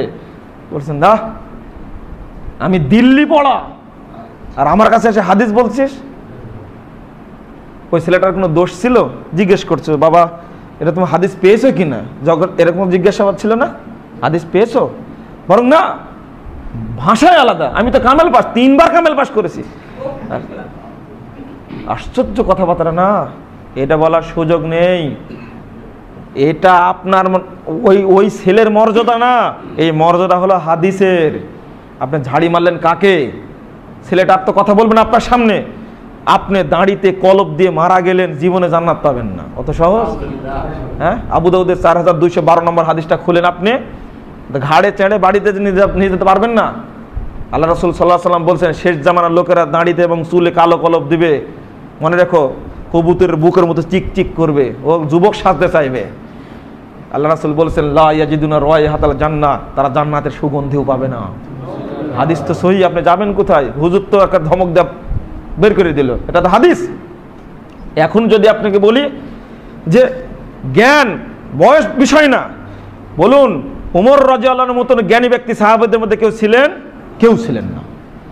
অথচ ওই বাচ্চা ছেলে আবু সাইদ খুদরি যে হাদিসটা জানতেন, ওই হাদিসটা তার জানা নেই, পৌঁছেইনি। আপনি কখনো বলবেন না অমুক যে কথা বলেনি, মানে উনি জানেন না, ওটা ওই পৃষ্ঠা পড়েননি। অথবা হতে পারে যে মুজাফফর বিন মুহাম্মদ জিজ্ঞেস করলাম, উনি তো বলতে পারলেন না, তো মুজাফফর এটা জানে না, এটা বাস্তব, এটা হতেই পারে। উমর রাদিয়াল্লাহু আনহুর মতো ব্যক্তি যখন জানেন না, তখন পৃথিবীর আর কোন ব্যক্তি আছে সবকিছু জানাতেন? অথচ ইবনু মাসউদ বলছেন, আরে উমরের কথা বলছো, লাউ উদিয়া ইলমু উমর ফি কাফা ওয়া ইলমু আহলিল আরদি ফি কাফা লা মালাত কাফাতা উমর। যদি উমরের জ্ঞানকে এক পাল্লা রাখা হয় আর পৃথিবীর সমস্ত মানুষের জ্ঞান যদি এক পাল্লা রাখা হয়, তবুও উমরের জ্ঞানের পাল্লা ভারী হয়ে যাবে। তার এই হাদিস জানা নাই, যে হাদিসটা বাচ্চা ছেলে জানে। এবার উমর রাদিয়াল্লাহু বলতে পারতেন, ওই বেয়াদব, তোর বয়স কত? রাসূলের সাথে কয়দিন ছিলি? বলতে পারতেন না। কিন্তু সোজা হয়ে গেলেন, দলিল পাওয়া মাত্রই সোজা হয়ে যেতে হবে, আর উক্তি করা যাবে না। অত সহজ নয়, কারণ এটা দলিল আল্লাহর পক্ষ থেকে। আর একটা হাদিস শুনুন, সহিহ বুখারীর 615 পৃষ্ঠা। ইবনে আব্বাস রাদিয়াল্লাহু আনহুর কাছে আরেকজন এসে হাদিস বর্ণনা করতেছে, উনি শুনতেছে না, কয় যে আমি রাসূল সাল্লাল্লাহু আলাইহি হাদিস বলতেছি, তারপর একটু বলেন। জি, মানে ওই হাদিসটা হলো আপনার এর পক্ষে পেশ করতে হবে যে যখন হাদিসটা বলা হবে তখন আর কারো নাম নেওয়া যাবে না। ইউশিকু আন তুনাজ্জালা আলাইকুম হিজারাতুম মিনাস সামা আকুলু ক্বালা রাসূলুল্লাহ সাল্লাল্লাহু আলাইহি ওয়াসাল্লাম ওয়া তাকুলুনা ক্বালা আবু বকর ওয়া ওমর। উনি যেটা বলছেন, মানে এই হাদিসটার কথা বলছিলেন আপনি, যে আমি বলছি রাসূল সাল্লাল্লাহু আলাইহি ওয়াসাল্লাম বলেছেন, আর তোমরা এসে বলছো কি আবু বকর ওমর বলছেন। চলবে না এটা। যদি রাসূল সাল্লাল্লাহু আলাইহি ওয়াসাল্লাম হাদিস পেয়ে যায়, আর কারো কোনো কথার দিকে তাকানো যাবে না। এখন যে হাদিসটা বলবো, আবু কিলাবা সাহাবী, তিনি বয়স মাত্র 6-7 বছর, মসজিদে গেছেন যে ইমাম নাই, তিনি বলছেন সবাই আমার দিকে তাকালো, তখন ফাকাদ্দামুনি, তারা আমাকেই সামনে দিয়ে দিল, ও আলাইয়া বুরদাতুন, আর আমার পরনে ছিল গামছা পরানো। আশ্চর্য কারবার হলো এই যে এখানে মূল্য কার বেশি? তিনি বলছেন ও আকসা, মানে আমার চেয়ে কোরআন জানা লোক তার মধ্যে ছিল না। হাদিসের মধ্যে আসছে যে আমার চেয়ে কোরআন জানা লোক ছিল না, তখন তারা আমাকেই ফেরত দিল। বুড়া লোক ছিলেন, কিন্তু তারা ইমামতি করার জন্য যাননি। এবার আপনি বলেন, রাসূল সাল্লাল্লাহু আলাইহি ওয়াসাল্লামের হাদিসকে মর্যাদা দিতে গিয়ে তিনি কি করলেন? সালাত পড়লেন। ওয়ানা ইবনু সিত্তিন আও সাবিঈ সিনিন, তখন আমার বয়স 6 কি 7 বছর। তো ফাজে সাজাত তো তালাক কাসা তালাইয়া, যখন সেজদায় গেছে সবগুলো উদাম হয়ে গেছে, বেরিয়ে গেছে সবকিছু। ফাকালাত ইমরাতুম মিনাল হাই, পিছন থেকে মহিলারা দেখে লজ্জায় বলছে, আলা তাগুত্তু ইস্তাকরিকুম। অনুবাদ কি ভাষায় করব আপনাদের? বলছে যে তোমরা কি এই তোমাদের ইমামের কি বলবো আর কি পিছনটাও ঢেকে দিতে পারো না? আমরা বাংলাদেশের ভাষায় বলবো যে তোমরা কি তোমাদের ইমামের নুনুটাও ঢেকে দিতে পারো না, এতটুকু কাপড় দিতে পারো না? তিনি বলেছেন, অতঃপর তারা আমাকে একটা কাপড় দিল, সে কাপড়টি পেয়ে এত খুশি হয়েছি যে আমি জীবনে এত খুশি হয়নি। হাদিস তো সহিহ বুখারীর, আপনি যাবেন কোথায়? এখানে মূল্য কার দিয়েছেন? বয়সের না সুন্নাতের? সুন্নাতের মর্যাদা দিয়েছেন। তিনি কোরআন সবচেয়ে ভালো জানেন, মাত্র 6 থেকে 7 বছর বয়স, তিনি তাকেই এগিয়ে দিলেন। তাহলে মর্যাদা কার? মূলত সুন্নাতের। আপনাকে বয়স দেখলে হবে না। এই জন্যই তো ইমাম আবু হানিফা রাহিমাহুল্লাহর 3 ভাগ কথার 4 ভাগ কথার 3 ভাগ কথার বিরোধিতা করেছেন তার 2 ছাত্র ইমাম আবু ইউসুফ এবং আবু মুহাম্মদ।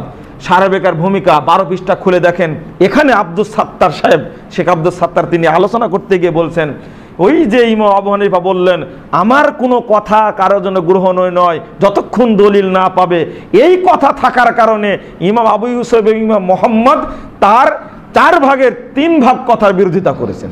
আল্লাহু আকবার! আমি আশ্চর্য হয়েছি এই তাহকিকটা পেয়ে। তিনি কিভাবে বললেন যে তাদের শিক্ষকের এই কথা পাওয়ার কারণে।